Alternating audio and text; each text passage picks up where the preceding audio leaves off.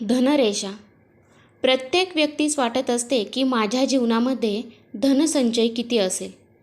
आयुष्य मार्गक्रमांक करत असताना धनसंचय आम्ही पडणार नाही ना, कमी पडणार नाही ना, असे विविध प्रश्न आपण एखाद्या ज्योतिषाकडे गेल्यानंतर विचारत असतो. कारण धनसंख्या यापुढे बाकीचे प्रश्नसुद्धा अतिशय दुय्यम वाटतात. त्यामुळे प्रत्येक व्यक्ती जाणून घेण्यात इच्छुक असते की त्यांच्या नशिबात, त्यांच्या भाग्यात धनसंचय किती आहे आणि त्या धनसंचयाप्रमाणे धनसंचयाचा उपभोग कसा घेणार आहेत. आजच्या या व्हिडिओत आपल्याला तळहातावरील वेगवेगळ्या ठिकाणाहून उगम पावणाऱ्या धनरेषेचा अर्थ, आपल्या जीवनात काय असतो किंवा काय होतो, त्याचा आपल्या जीवनावर कसा शुभ परिणाम होतो किंवा अशुभ परिणाम होतो, हे थोडक्यामध्ये बघणार आहोत. ज्या व्यक्तीच्या तळहातावरील धनरेषा सरळ वरच्या दिशेने गतिमान होत असेल व या धनरेषेस बोटाकडील दिशेने जात असलेल्या धनरेषेतून बारीक फाटे दिसत असतील, तसेच ही धनरेषा गुलाबी छटा असलेली असेल, दुसऱ्या रेषांनी छेदत नसेल, तर या धनरेषेवर यवचिन्ह, नक्षत्र चिन्ह किंवा फुले चिन्ह हे अशुभ चिन्ह होत नसतील, तर अशी धनरेषा अतिशय शुभ परिणाम देत असते. ज्या व्यक्तीच्या तळहातावर असे शुभचिन्ह दिसत असेल, तर अशा व्यक्ती अतिशय सामान्य कुटुंबात जन्माला येऊ नये, श्रीमंत व उच्चपदी पोहोचत असतात. आयुष्य रेषेतून निघालेली धनरेषा. आयुष्य रेषेतून निघालेली धनरेषा.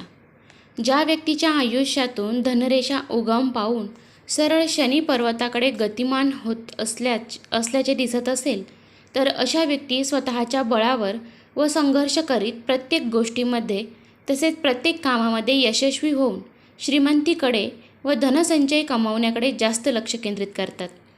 अशा व्यक्तींना लहानपणी शैक्षणिक काळामध्ये जवळच्या मंडळींकडून मदत मिळत असते. काही कारणानिमित्त गैरसमज होऊन ही शैक्षणिक मदत बंद झाल्यामुळे कोंडी निर्माण होऊन अशा प्रतिकूल परिस्थितीत सुद्धा त्या व्यक्ती अचल राहून योग्य तऱ्हेने परिस्थिती हाताळून स्वतःचा उत्कर्ष करून घेऊन स्वतःच्या पायावर उभी असते. कुटुंबापासून दूर परगावी राहून संघर्ष करत शेवटी यश, धन, मानसन्मान मिळवण्यासाठी सतत प्रयत्न करत असतात व त्यामध्ये यशस्वी होतात. शुक्र पर्वतावरून उगम पावलेल्या धनरेषा. ज्या व्यक्तींच्या तळहातावरील शुक्र पर्वतावरून धनरेषा उगम पावून सरळ मस्तक रेषा व हृदय रेषेंना छेद देऊन शनी पर्वताकडे जात असल्याचे दिसत असेल, तर अशा व्यक्तींचा भाग्योदय विवाह झाल्यानंतर होतोच असे खात्रीने समजावे. तळहातावरील गुरु पर्वतावर फुली हे शुभ चिन्ह भासमान होत असेल, तर अशा व्यक्तींचा भाग्योदय हा विवाह झाल्यानंतर खात्रीनेच होईल असे ठामपणे सांगावेसे वाटते. ज्या व्यक्तींच्या तळहातावर अशा प्रकारची धनरेषा भासमान होत असेल, तर अशा व्यक्तींच्या जीवनावर पत्नीचे वर्चस्व असतेच. त्यामुळे शुक्र पर्वतावरून निघालेली धनरेषा ही पत्नीच्या आधिपत्याखाली येत असते. जर या धनरेषेवर यवचिन्ह किंवा अशुभ चिन्ह भाषण होत असेल, तर दोघा पती-पत्नीमध्ये सतत भांडणे होत असतात. या भांडणांमध्ये दोघांमध्ये तडजोड काही होत नाही. भांडणे करता करता यांचा संसार पूर्णत्वाला जातो. ऋणमंगल पर्वतावरून उगम पावलेली धनरेषा. ज्या व्यक्तींच्या तळहातावरील अशा प्रकारची धनरेषा भासमान होत असेल, तर म्हणजेच दिसत असेल, तर अशा व्यक्तींचे बालपण अतिशय कष्टामध्ये व्यतीत होत असते. अशा व्यक्तींची प्रकृती अतिशय उत्तम असल्याने अशा व्यक्ती चांगले खेळाडूसुद्धा बनू शकतात. तसेच उत्तम खेळामधले प्रशिक्षक बनवून विविध खेळाडू तयार करण्याचे व्यासंग यांना जडलेले असते. पुढे पुढे याच खेळामधून त्यांना पैसा व मान मिळत असतो. हीच धनरेषा नागमोडी स्वरूपाची भासत असल्यास अशा व्यक्ती आपल्या शारीरिक बळाचा उपयोग दादागिरी करण्यासाठी करतो व त्यामधून अवैध व्यवसाय, सावकारी व्यवसाय यासारख्या व्यवसायातून धनसंचय करत असतात.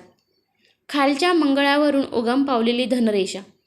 या व्यक्तींच्या तळहातावर अशा प्रकारची धनरेषा भासमान होत असेल, तर अशा व्यक्ती शूर व हुशार तसेच अष्टपैलू असतात. अशा व्यक्ती पोलीस दल या क्षेत्रात कार्यरत करत असतात. अशा व्यक्तींना सुरुवातीच्या कालखंडामध्ये अतिशय कष्ट घ्यावे लागतात. नंतर मात्र यांचे जीवन अतिशय सुखमय होत जाते. ज्या व्यक्तींची अशा प्रकारची धनरेषा भासमान होत असेल तर तसेच ही धनरेषा नागमोडी दिसत असेल तर अशा व्यक्तींचे माध्यमिक शालेयपर्यंत शिक्षण होत असते. नोकरीसाठी अशा व्यक्तींना अतिशय प्रयत्न करावे लागतात. परंतु सैन्य दल अथवा पोलीस दल या क्षेत्रामध्ये नोकरी मिळण्याचे संकेत ही रेषा दर्शवते. राहू पर्वतावरून उगम पावणारी धनरेषा. ज्या व्यक्तीची धनरेषा राहू पर्वतावरून उगम पावून शनी पर्वताकडे गतिमान होत असल्याचे दिसत असेल तर म्हणजे तळहाताच्या माध्यमातून उगम पावून धनरेषा शनी पर्वताकडे जात असल्याचे दिसत असेल तर अशा व्यक्तींचा बराच साकार अत्यंत गरिमध्ये गेलेला असतो. अशा व्यक्तींना धनसंचय करण्यासाठी अतिशय कष्ट घ्यावे लागतात. वयाच्या मध्यानंतर अशा व्यक्तींचा भाग्य होण्याकडे कल असतो. या कालखंडामध्ये अतिशय चांगला उत्कर्ष करून आपण आपल्या कुटुंबाची प्रगती साध्य करतात. अशा व्यक्तींचे धनरेषेवर आडव्या छेदणाऱ्या रेषा मात्र भासमान असू नये हे त्या व्यक्तींचे भाग्य लक्षण आहे. परिश्रम करूनही त्यामुळे अशा व्यक्ती यशस्वी होत नाहीत. जर या रेषेतून एखादी रेषा गुरुपर्वताकडे जात असेल तर अशा व्यक्तींच्या शेवटच्या कालखंडामध्ये ही व्यक्ती यशस्वी होते. हृदय रेषेतून उगम पावणारी धनरेषा. ज्या व्यक्तीच्या तळहातावरील धनरेषा हृदय देशातून उगम पावत असेल तर अशा व्यक्ती अतिशय उदार व दुसऱ्यांना मदत करणाऱ्या असतात. भाग्योदय हा 55 नंतर होण्याचे संकेत ही रेषा दर्शविते. अशा व्यक्ती प्रचंड दानधर्म करून यश व प्रतिष्ठान मिळवत असतात. हृदय रेषेच्या वरच्या दिशेस 2 फाटे फुटून त्यातील एक फाटा गुरु पर्वताकडे व दुसरा फाटा रवी पर्वताकडे गतिमान होत असल्याचे दिसत असेल तर अशा व्यक्तींना त्यांच्या जीवनामध्ये मान सन्मान योजना भरपूर प्रमाणात मिळत असते. रेषेवर कोणत्याही ठिकाणी अशुभ चिन्ह किंवा आडव्या रेषा छेदत नसाव्यात तरच या रेषेचे शुभफळ मिळू शकतात. जर ही धनरेषा मधल्या बोटाच्या 3ऱ्या रेषेपर्यंत असल्यास दिसत असेल तर नुकसान दर्शवते. मस्तक रेषेतून उगम पावणारी रेषा. अशा व्यक्तींचा सामान्य कुटुंबात जन्म होऊनही अशा व्यक्ती त्यांच्या जीवनामध्ये असामान्य प्रगती करून धनसंचय करत असतात. अशा व्यक्तींचे व्यक्तिमत्व आकर्षक असून कुशाग्र बुद्धी व योजनाबद्ध कार्यपद्धती या जोरावर त्यांच्या जीवनात येणाऱ्या विविध संकटांवर मात करून यश खेचून आणतात व यशस्वी होतात. अशा व्यक्तींच्या लोकसंग्रह अफाट असते. अशा व्यक्ती छोट्या व्यवसाय सुरू करून त्यांचे रूपांतर मोठ्या प्रमाणात करतात. अशा व्यक्तींना शेवटपर्यंत श्रीमंत व सुखी जीवन मिळत असते. चंद्र पर्वतावरून उगम पावणारी धनरेषा. ज्या व्यक्तीच्या तळहातावर अशा प्रकारची धनरेषा दिसत असेल तर अशा व्यक्ती सरळ एका रेषेत आपला नोकरी सांभाळून तसेच व्यवसाय सांभाळून प्रगती करतात. अशा व्यक्ती विशेषतः नोकरी करणे अतिशय पसंत करतात. अशा व्यक्तींना दिलेली कामे अतिशय निष्ठेने व प्रामाणिकपणे करत असतात. अशा व्यक्तींचा भाग्योदय हा त्यांच्या जन्म ठिकाणापासून दूर होण्याचे संकेत ही रेषा दर्शवते. अशा व्यक्तींना प्रवास करणे अवघड असते. अशा व्यक्तींचा स्वभाव उदार मधुर असू शकतो. नागमोडी असलेली धनरेषा.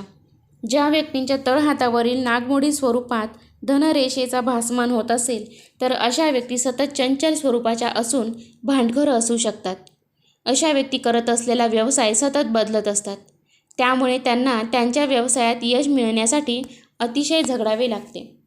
ज्या व्यक्तींची धनरेषा सुरुवातीस द्विशाखयुक्त दिसत असेल तर अशा व्यक्तींना ते करत असलेल्या व्यवसायात किंवा नोकरीत कोणी ना कोणीतरी मदत करत असतात. त्यामुळे त्या मदतीच्या जोरावर अशा व्यक्ती आपले यश मिळवत असतात. तर मित्रांनो, अशा प्रकारे होत्या या धनरेषा. तुमच्याही हातावरती जर असतील मी सांगितल्यापैकी व्हिडिओ सांगितल्यापैकी या धनरेषा असतील तर आम्हाला कमेंट करून नक्की सांगा. व्हिडिओला लाईक करा, शेअर करा आणि चॅनलवरती जर नवीन असाल तर चॅनलला सबस्क्राईब करायला विसरू नका. धन्यवाद.